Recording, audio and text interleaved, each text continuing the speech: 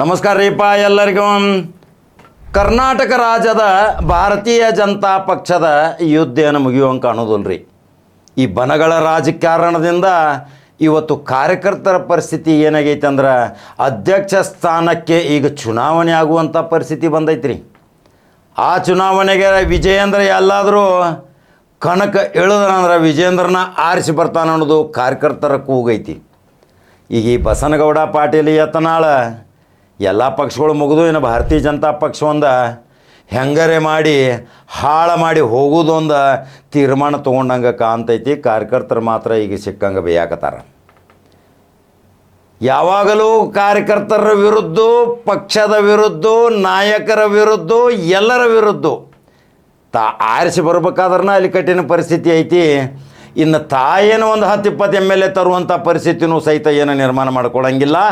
ಅಂಥ ಏನು mass leader ಅಲ್ಲ, ಉತ್ತರ ಕರ್ನಾಟಕದ ಪ್ರಮುಖ ಧುರೀಣನೂ ಅಲ್ಲ. ಕೇವಲ ವಿಜಯಪುರದಲ್ಲಿ ಒಂದು 4-5 ಸಾವಿರ ಹೋಟ್ಲೆ ಬಂದಂಥ ಶಾಸಕ, ಏನು ಭಾರಿ 40-50 ಸಾವಿರ ಅಂತರದಿಂದ ಬಂದಂಥ ಶಾಸಕನಂದು ಅಂತೆ ಅಲ್ಲ. ಅಲ್ಲೆಲ್ಲ ಅಡ್ಜಸ್ಟ್ಮೆಂಟ್ ಪಾಲಿಟಿಕ್ಸಿಂದ ಆರಿಸಿ ಬಂದದ್ದು. ಅದು ಜಗತ್ ಜಾಹೀರೈತಿ, ಜನರಿಗೆ ಗೊತ್ತಿರೋ ವಿಷಯ ಐತಿ. ಈಗ ವಿಜಯೇಂದ್ರನ ಟಕ್ಕರ್ ಹಾಸ್ಬೇಕಂದ್ರೆ ಇನ್ನು ಚುನಾವಣೆಗೆ ನಾನು ನಿಂದಿರ್ತೀನಿ, ರಾಜ್ಯ BJP ಅಧ್ಯಕ್ಷ ಸ್ಥಾನಕ್ಕೆ, ಅಲ್ಲಿ ಠೇವಣಿ ಉಚಿತ, ಗೆಲುವು ಖಚಿತ ಅಂಥೇಳಿ ಏನು ಡೈಲಾಗ್ ಹೊಡ್ಯಾಕತ್ತಾರ. ಅಲ್ಲಿ 10 ಓಟು ಬೀಳೋದಿಲ್ಲ ರೀ ಬಸನಗೌಡ ಪಾಟೀಲ್ ಯತ್ನಾಳ್ ಅವರ. ಅಲ್ಲಿ ಮಾಸ್ ಲೀಡ್ರ್ ಯಡಿಯೂರಪ್ಪ ಬರೀ ಒಂದು ಹಲೋ ಅಂದ್ರೆ 1000 ಓಟು ಬೀಳ್ತಾವೆ. ಅಂಥ ಒಂದು ಪಕ್ಷ ಕಟ್ಟಿದಂಥ ಸೈಕಲ್ ಮೇಲೆ ತಿರುಗಾಡಿ ಮನೆ ಮನೆ ಅಡ್ಡಾಡಿ ಕಠಿಣ ಪರಿಸ್ಥಿತಿಯಲ್ಲಿ ಭಾರತೀಯ ಜನತಾ ಪಕ್ಷದ ಬಾವುಟ ಹಾರಿಸಿದಂಥ ಯಡಿಯೂರಪ್ಪನ ಮಗನ ಅಲ್ಲಿ ಮುಂದೆ ಗೆಲುವಾಗ್ತೈತಿ. ಇನ್ನು ರಮೇಶ ಜಾರಕಿಹೊಳಿ ಮಾತ್ರ 10-20 ಶಾಸಕ ಸ್ಥಾನ ಭಾರತೀಯ ಜನತಾ ಪಕ್ಷದಲ್ಲಿ ತರುವಂಥ ಶಕ್ತಿವಂತ ಹೊಂದಿದಂಥ ಬಲಾಢ್ಯ ಈ ರಮೇಶ್ ಜಾರಕಿಹೊಳಿ ಹತ್ರ ಐತಿ. ಆದರೆ ಬಸನಗೌಡ ಪಾಟೀಲ್ ಯತ್ನಾಳ್ ಹತ್ರ ಇಲ್ಲ.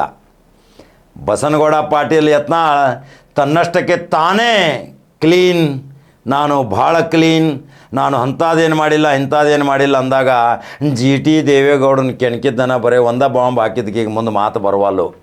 ಎಲ್ಲ ತನಿಖೆ ಮಾಡಿರಿ ಆಸ್ತಿ ಪಾಸ್ತಿಗಳು ಅಂತ ಹೇಳ್ಯಾರ GT ದೇವೇಗೌಡ. ಸವಾಲು ಹಾಕಿದ, ಸವಾಲು ಗೊತ್ತಿರಲ್ಲ. ಆದರೆ ದಕ್ಷಿಣ ಕರ್ನಾಟಕದ ಬಲಾಢ್ಯ ಸೈನ್ಯ ಇಲ್ಲಿ ಬಸನಗೌಡ ಪಾಟೀಲ್ದ ಆಟ ಏನು ನಡೆಯಂಗಿಲ್ಲ. ಭಾರತೀಯ ಜನತಾ ಪಕ್ಷಕ್ಕೆ ಎಲ್ಲಾದರೂ ಅಧ್ಯಕ್ಷ ಸ್ಥಾನಕ್ಕೆ ಚುನಾವಣೆ ಆದ್ರೆ ಎಲ್ಲರ ಪರ ವಿಜೇಂದ್ರ ಪರವಾಗಿನೇ ಐತಿ ವಿನಃ ಬಸನಗೌಡ ಪಾಟೀಲ್ ಮತ್ತು ಕೂಗಾಡಿದ್ರೆ ಏನು ಕೆಲಸ ಆಗೋದಿಲ್ಲ ರೀ. ಅವರೆಲ್ಲ ಮಾಜಿನ ಅದಾರ, ಬೆನ್ನು ಹೈತಿದಾರು. ಬಂಗಾರಪ್ಪನ ಮಗ ಪ್ರತಾಪ ಸಿಂಹ, ಲಿಂಬಾವಳಿ, ಅಲ್ಲಿ ಬಲಾಢ್ಯ ಸೈನ್ಯ ಹೊಂದಿದಂಥ ವ್ಯಕ್ತಿ ಏಕೈಕ ಅಂದರೆ ರಮೇಶ್ ಜಾರಕಿಹೊಳಿ ಮಾತ್ರ ಶಕ್ತಿಯುತವಾದ ವ್ಯಕ್ತಿ.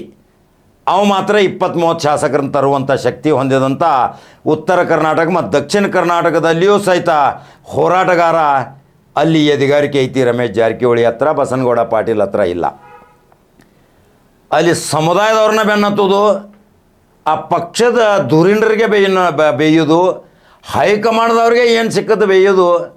ಹಿಂಗೆ ರಾಜ್ಯದ ನಾಯಕ ಆಗಲಿಕ್ಕೆ ಸಾಧ್ಯ ಇಲ್ಲ. ಸೋಮ ಮನ್ಯಾಗ ಕೂತ್ರ ಮುಂದೆ ರಾಜಕೀಯ ಭವಿಷ್ಯ ಒಳ್ಳೇದೈತಿ. ಬಸನಗೌಡ ಪಾಟೀಲ್ ಯತ್ನಾಳ್ ಯಾರನ್ನು ಬೇದು ನಾನು TV ಮಾಧ್ಯಮದವ್ರ ಮುಂದೆ ಹೀರೋ ಹಾಕಣಂದ್ರೆ ಅದು ಆಗೋದಿಲ್ಲ, ಅದು ಬಿಗ್ ಜೀರೋ. ಹಾಗಾದ್ರೆ ಕರ್ನಾಟಕ ರಾಜ್ಯದ ಮಹಾಜನತೆ ವಿಜಯೇಂದ್ರ ರಾಜ್ಯ ಅಧ್ಯಕ್ಷ ಆಗೋ ಸಲುವಾಗಿ ಎಷ್ಟು ಜನ ಯತ್ನಾಳ್ನ ಬೆಂಬಲಿಸ್ತಿರೋ, ವಿಜಯೇಂದ್ರನ ಬೆಂಬಲಿಸ್ತಿರೋ, ಇನ್ನು ನಾವೇ ವೋಟಿಂಗ್ ಇಡ್ತೀವಿ ಈಗ ಸ್ಟಾರ್ಟ್ ಅಂತ ತಿಳ್ಕೊಂಬಿಡ್ರಿ. ನಿಮ್ಮ ಅನಿಸಿಕೆ ಬಾಕ್ಸ್ನಾಗ, ನಮ್ಮ ಕಮೆಂಟ್ ಬಾಕ್ಸ್ನಾಗ ಹಾಕ್ರಿ. ಯಾರು ರಾಜ್ಯಾಧ್ಯಕ್ಷರಾಗಬೇಕು? ಬಸನಗೌಡ ಪಾಟೀಲ್ ಯತ್ನಾಳ್ ಆಗಬೇಕು, ವಿಜಯೇಂದ್ರ ಆಗಬೇಕು. ಪಕ್ಷ ಕಟ್ಟಿದವರು ಯಾರು, ಪಕ್ಷದ ಶಿಸ್ತಿನಿಂದ ಇದ್ದವ್ರು ಯಾರು, ಇನ್ನು ತೀರ್ಮಾನ ನಿಮ್ಮ ಕೈಯಲ್ಲಿ. ಹಾಗಾದ್ರೆ ನಂಬರ್ 1 ನ್ಯೂಸ್ ಕನ್ನಡ ಯೂಟ್ಯೂಬ್ದಾಗ ಬಟನ್ ಹೊಡೀರಿ, ಸಬ್ಸ್ಕ್ರೈಬ್ ಆಗಿರಿ, ಫೇಸ್ಬುಕ್ ಫಾಲೋ ಮಾಡ್ಕೊತ ಹೋಗ್ರಿ, ಅನಿಸಿಕೆಗಳನ್ನ ಹಾಕಿರಿ. ಮತ್ತೊಂದು ಜವಾರಿ ಸುದ್ದಿ ಹೋಗಿ ಬರ್ತೀನಿ. ನಮಸ್ಕಾರ.